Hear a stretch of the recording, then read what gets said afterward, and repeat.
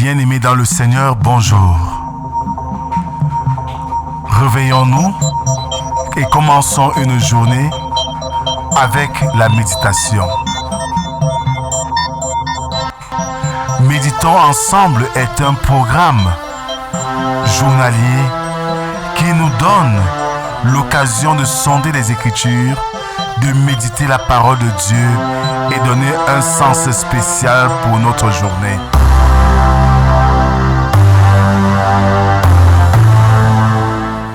Méditons ensemble est disponible sur les plateformes numériques.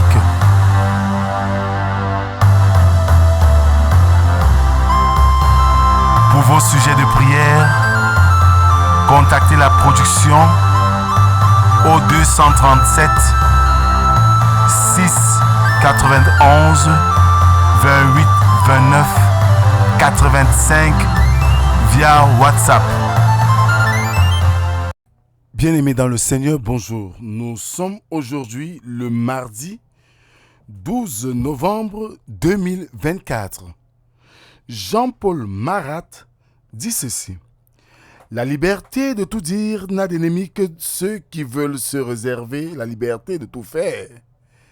Quand il est permis de tout dire, la vérité parle d'elle-même et son triomphe est assuré. Ouvrons nos cantiques pour chanter à Dieu notre reconnaissance. Psaume 387, ne crains rien, je t'aime.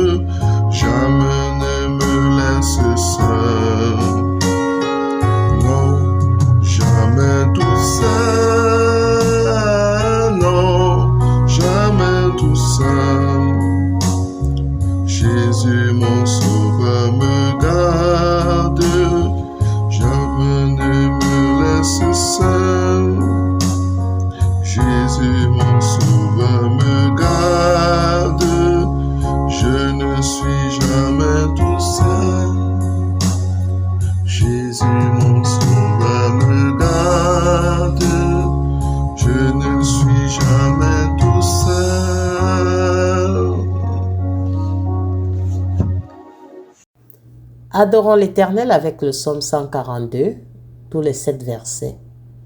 Là, il est écrit « De ma voix, je crie à l'Éternel. De ma voix, j'implore l'Éternel. Je répands ma plainte devant lui. Je lui raconte ma détresse. Quand mon esprit est abattu au-dedans de moi, toi, tu connais mon sentier. Sur la route où je marche, ils m'ont tendu un piège. Jette les yeux à droite et regarde. Personne ne me reconnaît. Tout refuge est perdu pour moi. Nul ne prend souci de mon âme. Éternel, c'est à toi que je crie. Je dis, tu es mon refuge, mon partage sur la terre des vivants. Sois attentif à mes cris, car je suis bien malheureux. Délivre-moi de ceux qui me poursuivent, car ils sont plus forts que moi.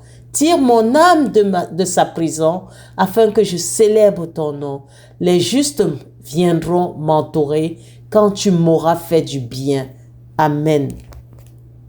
Seigneur notre Dieu, nous avons soif de ta parole ce matin pour étancher, Seigneur, ce besoin. Que cette parole soit pour nous une source d'eau vive, une source intarissable qui pourra nous désaltérer afin que nous trouvions le chemin qui mène vers toi. Viens Seigneur, parle, nous t'écoutons. Amen. Méditons la parole avec le deuxième épître de Paul aux Corinthiens, chapitre 11, des versets 1 à 15. Là, il est écrit: Oh, si vous pouviez supporter de ma part un peu de folie, mais vous me supportez, car je suis jaloux de vous, d'une jalousie de Dieu, parce que je vous ai fiancé à un seul époux, pour vous présenter à Christ comme une vierge pure. Toutefois, de même que le serpent séduisit Ève par sa ruse, je crains que vos pensées ne se corrompent et ne se détournent de la simplicité à l'égard de Christ.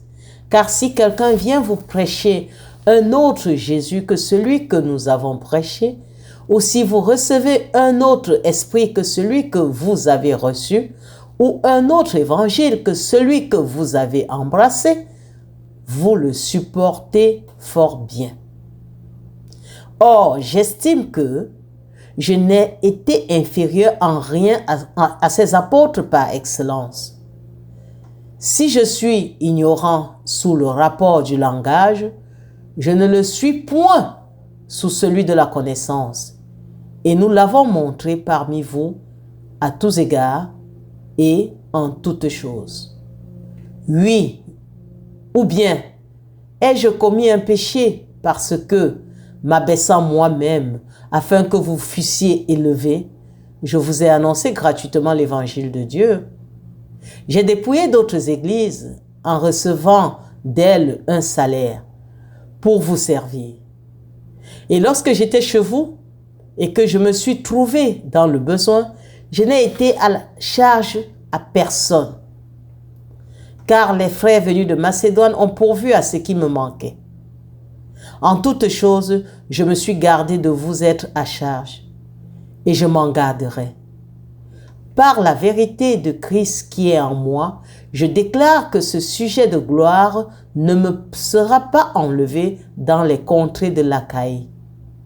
Pourquoi?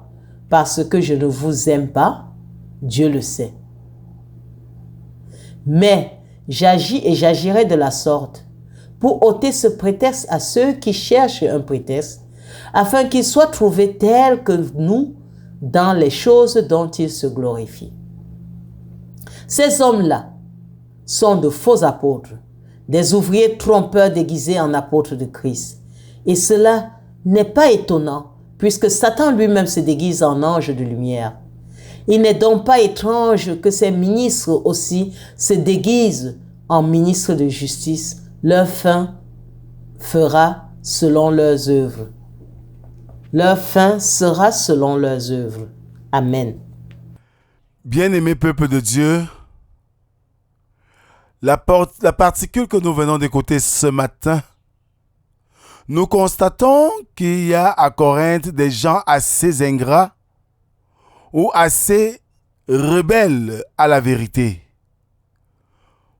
Ainsi, ils s'obstinent à dénigrer Paul de son ministère et il faut bien qu'il se justifie, au risque, en se vantant, de prêter aux reproches de folie. S'ils se décident à le faire, c'est par amour pour Christ et pour les âmes. Oui, Paul est jaloux de l'affection et de la confiance des Corinthiens, non pour lui, l'ami de l'époux, mais pour l'époux lui-même. Les Corinthiens ne peuvent se détacher de Paul sans se détacher du Seigneur. Peu à peu, ils doivent graduellement en venir à rejeter l'évangile pour s'attacher aux faux docteurs. Voici ce que Paul a à dire.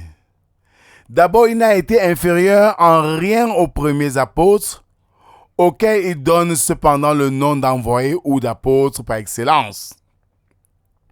Ensuite, s'il ne parle pas le langage des lettres, il n'en a pas moins reçu plus que la connaissance des mystères célestes. Enfin, il a prêché l'évangile aux Corinthiens sans recevoir d'eux aucun salaire. En cette ville universellement adonnée au commerce, il fallait plus qu'ailleurs, éviter l'apparence de vue intéressée et il importait autant pour moi de ne pas se mettre sous l'orgueilleuse dépendance du petit nombre de riches qui recevaient l'évangile. Mais ici, même, regardez et remarquez quelle délicatesse de sentiment.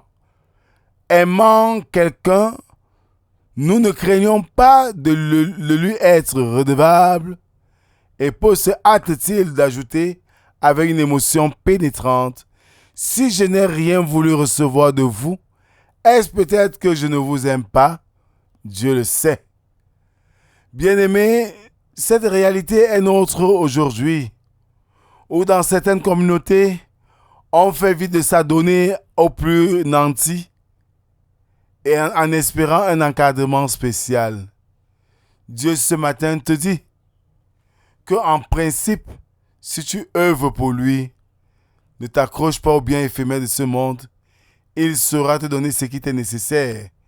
Comme nous le disions au culte de dimanche passé, donne tout ce que tu as pour vivre à Dieu, et il te donnera tout ce que il te faut pour vivre. Peuple de Dieu, le Seigneur ce matin te parle, et il me parle, et il nous invite à une vie désintéressée des choses de ce monde, mais encore plus que jamais intéressée sur tout ce qui le concerne. Que la grâce, la paix et l'amour de Dieu soient et demeurent sur chacun d'entre nous au nom du Père, du Fils et du Saint-Esprit, un seul Dieu éternellement béni. Amen. Bonne journée à tous et à demain si Dieu le veut. Shalom, shalom, shalom.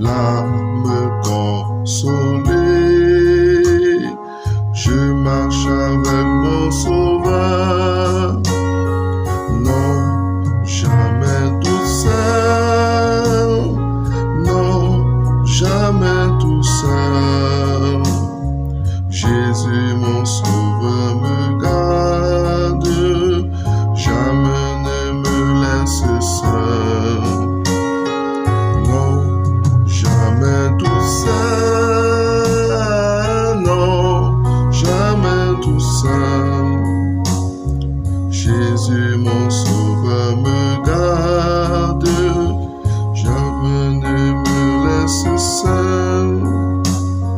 Jésus mon sauveur me garde, je ne suis jamais tout seul. Jésus mon